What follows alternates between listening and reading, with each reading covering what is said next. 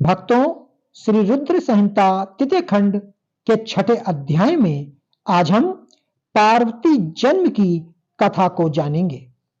ब्रह्मा जी कहते हैं, हे नारद, तत्पश्चात हिमालय और मैना देवी भगवती और शिव जी के चिंतन में लीन रहने लगे।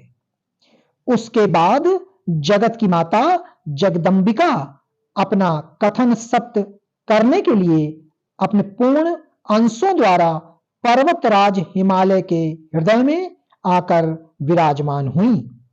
उस समय उनके शरीर में अद्वितीय एवं सुंदर प्रभा उतर आई। वे तेज से प्रकाशित हो गए और आनंद हो देवी का ध्यान करने लगे। तब उत्तम समय में गिरिराज हिमालय ने अपनी प्रिय मैना के गर्भ में उस अंश को स्थापित कर दिया। मैना ने हिमालय के हृदय में विराजमान देवी के अंश से गर्भ धारण किया। देवी जगदंबा के गर्भ में आने से मैना की शोभा व क्रांति निखर आई और वे तेज से संपन्न हो गईं। तब उन्हें देखकर हिमालय बहुत प्रसन्न रहने लगे। जब देवताओं सहित श्री हरि और मुझे इस बात का ज्ञान हुआ तो हमने देवी जगदंबिका की बहुत स्तुति की और सभी अपने अपने धाम को चले गए।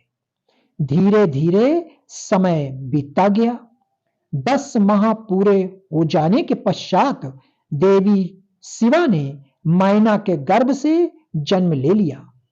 जन्म लेने के पश्चात देवी शिवा ने मैना को अपने साक्षात स्वरूप के दर्शन कराए। देवी के जन्म दिवस वाले दिन बसंत ऋतु के चैत माह की 9वीं तिथि थी।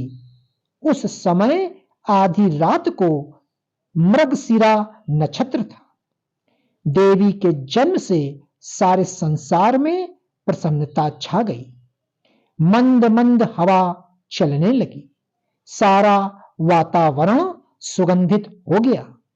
आकाश में बादल उमड़ आए और हल्की हल्की फुहारों के साथ पुष्प वर्षा होने लगी। तब मां जगदंबा के दर्शन हेतु विष्णु और मेरे सहित सभी देवी देवता गिरिराज हिमालय के घर पहुंचे। देवी के दर्शन कर सबने दिव्य रूपा महामाया मंगलमयी जगदंबिका माता की स्तुति की।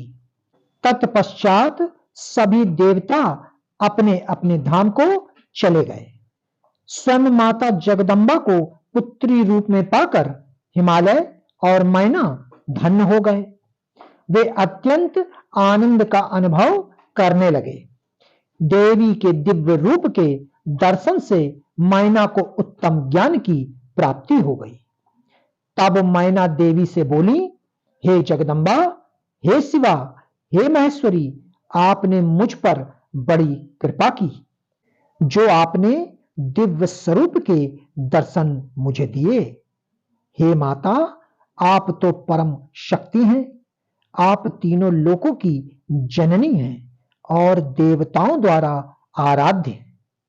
हे देवी, आप मेरी पुत्री रूप में आकर शिशु रूप धारण कर लीजिए।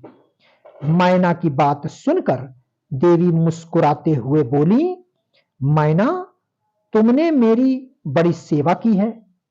तुम्हारी भक्ति भावना से प्रसन्न होकर ही मैंने तुम्हें वर मांगने के लिए कहा था और तुमने मुझे अपनी पुत्री बनाने का वर मांग लिया था। तब मैंने तथास्तु कहकर तुम्हें अभिष्ट फल प्रदान किया था। तत्पश्चात मैं अपने धाम चली गई थी। उस वरदान के अनुसार आज मैंने तुम्हारे गर्भ से जन्म ले लिया है। तुम्हारी इच्छा का सम्मान करते हुए मैंने तुम्हें अपने दिव्य रूप के दर्शन दिए। अब आप दोनों दंपत्ति मुझे अपनी पुत्री मानकर मेरा लालन पालन करो। और मुझसे स्नेह रखो। मैं पृथ्वी पर अद्भुत लीलाएं करूंगी तथा देवताओं के कार्यों को पूरा करूंगी। बड़ी होकर मैं भगवान शिव को पति रूप में प्राप्त कर उनकी पत्नी बनकर इस जगत का उद्धार करूंगी। ऐसा कहकर जगत माता देवी जगदम्बा चुप हो गईं। तब देखते ही देखते देवी भगवती नन्हे शिशु के रूप में परिवर्तित हो गईं। भक्तों, आगे की कथा श्री रुद्र संहिता तृतीय खंड अध्याय 7 सुनना ना भूलें। ओम नमः शिवाय।